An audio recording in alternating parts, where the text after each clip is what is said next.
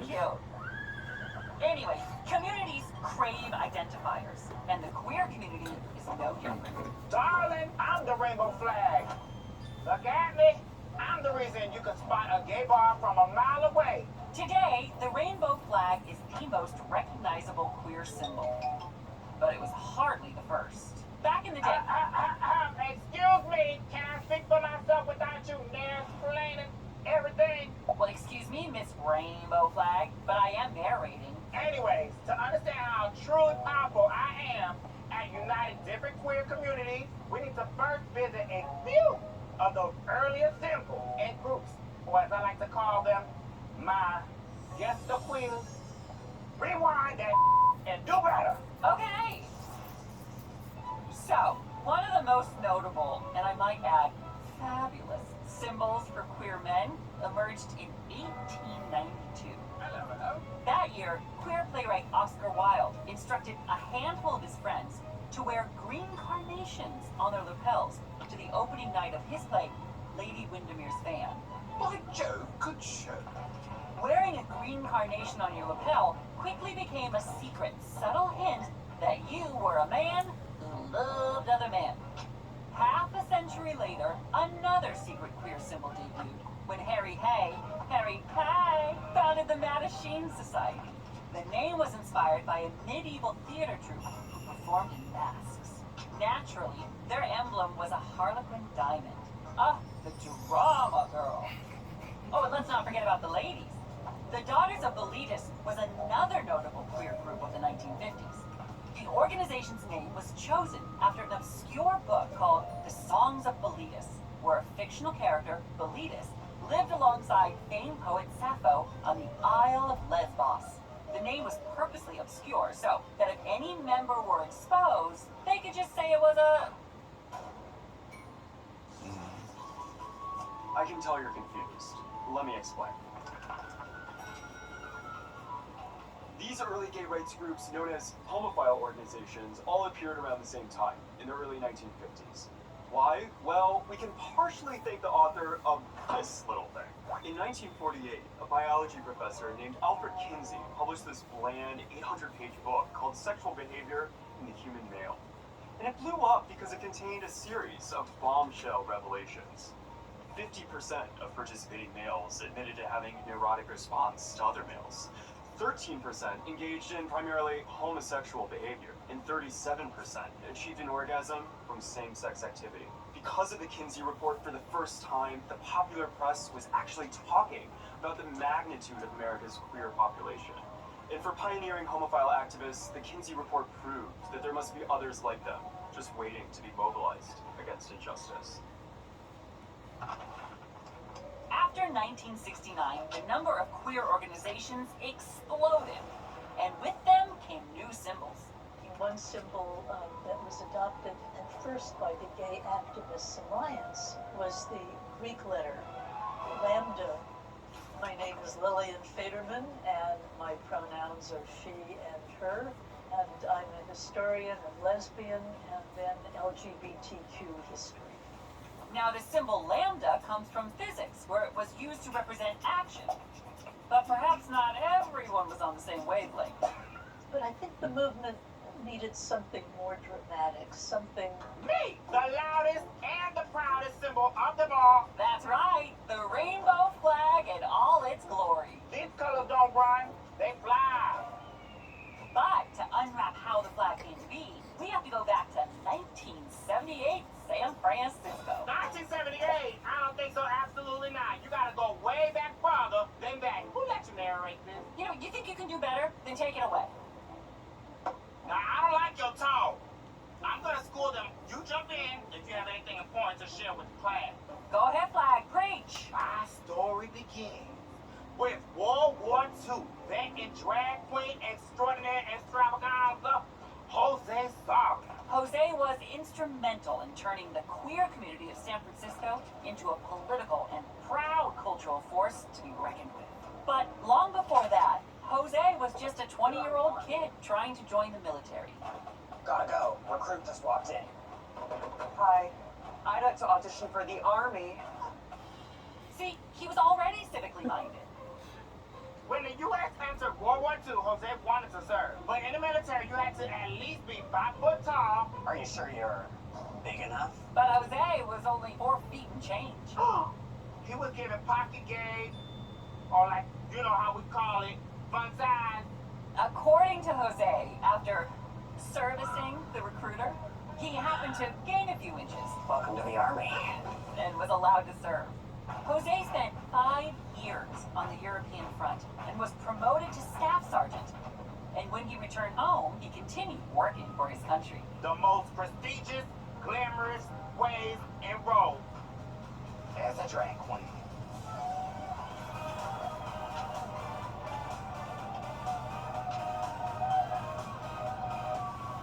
Jose Sarria worked at a place called the Black Cat, which was bohemian, mostly gay. He sang in falsetto the most incredible opera. And what drink are you on? Ooh, who can remember? If you keep drinking, it makes me better. Now, show of hands, how many of y'all like opera? Show of hands, how many of y'all like the way I do opera? Oh, stop, humble me. And as a signature touch, he ended every show with a special message for his audience. Who heard from Jose for the first time in their lives that being gay is okay, child. Ready? God save us, Nelly Queens. Then Jose would lead the audience in singing God Save Us, Nelly Queens, reclaiming that hurtful stereotype. George Mendenhall, a gay activist who saw Jose perform at the Black Cat, said that Jose would make these political comments about our rights as homosexuals. If you lived at that time and had the oppression coming down from the police department and society, we were not really saying God save us, Nelly Queens. We were saying we have our rights too. All right. This part always gets me, and y'all are not gonna up my face. Go on, take over, Mr. Narrators.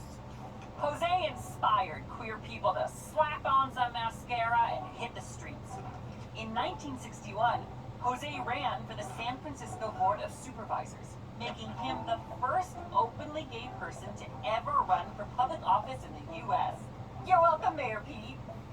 He got 5,000 votes, which was pretty good at a time when homosexuals were despised and denigrated all over the country and all over the world. Sarria came in 9th out of a field of 30 candidates. It was a powerful sign to San Francisco's political elite. We're here, we're queer, And we ain't going anywhere. as Jose said. From that day on, nobody ran for anything without knocking on the door of the gay community. But as much as Jose supported democracy, his drag alter ego was actually a bit of an imperialist, as Jose was known to refer to himself as the Empress of San Francisco. We're all queens, and why become a queen when you can become empress? In 1965, he founded the Imperial Court of San Francisco to cultivate a sense of gay pride, identity, and unity. The gay community of San Francisco was a nation. And you know what a nation needs? Yes, bitch, me. A flag! I order my groceries online now. Jingle. At last, thanks in part to Jose Sarria's political organizing, San Francisco's queer community was a voting bloc to be reckoned with. A decade later, a Navy veteran named Harvey Milk moved to Castro Street in San Francisco and opened a camera store. Harvey quickly got involved in local politics. Following in Jose's footsteps, Harvey mobilized the gay voters of San Francisco, and in 1977, Harvey won his bid for San Francisco City Supervisor. He was sworn in on January 9th, 1978. Harvey had just become the first openly gay man to hold public office in California. With Harvey in office, 1978 felt like a magical year for queer visibility. Thanks to Jose, Harvey, and other activists, the queer community had political power. And with haters trying to take that away from them, they needed a symbol that reflected their unity. Harvey asked his friend, activist and drag queen Gilbert Baker, to design a new symbol of unity, power, and pride. Though Gilbert was originally from Kansas, this friend of Dorothy finally found his community in San Francisco. Welcome to the Queer Glossary. Think of queerness as a big cruise ship. And back in the day, if you were looking for other queers, you could ask, "Are you a friend of Dorothy?" And if someone said, "Yes, dearie," that's how you'd score. Where did it come from? Maybe it was queer icon Judy Garland's Dorothy from The Wizard of Oz. Or maybe it was Dorothy Parker, the queen of jazz-age shade. But one thing's for sure, friends of Dorothy always find a way to dock their boats at high tide. By 1977, the most powerful symbol of queerness was the pink triangle. It was a symbol with a devastating past. Originating from World War II, when Nazis used the pink triangle to label gay prisoners in their concentration camps. So, by the late 70s, community organizers felt they needed a new icon. Something less drab and more fab. We needed something beautiful. Something from us. Gil Baker said that he went to a dance hall that attracted gays and lesbians and bikers and hippies and muscle men. Baker found himself inspired by the diversity and colorfulness of the queer community. We rode that mirrored ball on glittering LSD and love. Power. Dance fused us. It was magical and cleansing. We were all in a swirl of color and light. It was like a rainbow. A rainbow. So they decided what they would do is put together a rainbow flag. I thought of the American flag, and it's 13 stripes and 13 stars, the colonies breaking away from England to form the United States. The French Revolution, and how both flags owed their beginnings to a riot, a rebellion. I thought a gay nation should have a flag too, to proclaim its own idea of power. Gilbert and other volunteers hand-dyed fabric and constructed the first drafts of the now world-renowned rainbow flag. And they did that for the Gay Pride Parade, June 25th, 1978. All right, the grand prize. Yes, bitch, me. And everyone was so moved by this symbol that was much happier than the pink triangle. What can I say? I look good on a pole, coming down and sliding through it, make it rain, because I look lovely. The rainbow flag brightened up the San Francisco sky. But sadly, there were more dark days to come. A few months after the parade, Harvey Milk and San Francisco Mayor George Moscone were assassinated. Just a week before his death, inspired by lesbian activist Robin Tyler, Milk issued a press release calling for a gay march on Washington to commemorate the 10-year anniversary of the Stonewall riots.